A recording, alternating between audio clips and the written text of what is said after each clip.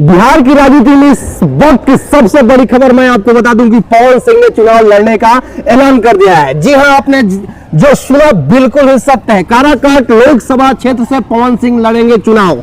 अपने आधिकारिक एक्स से दिया है जानकारी। पवन सिंह चुनाव लड़ने जा रहे हैं काराकाट क्षेत्र से। इस वक्त बीजेपी को सबसे बड़ा झटका लगा है।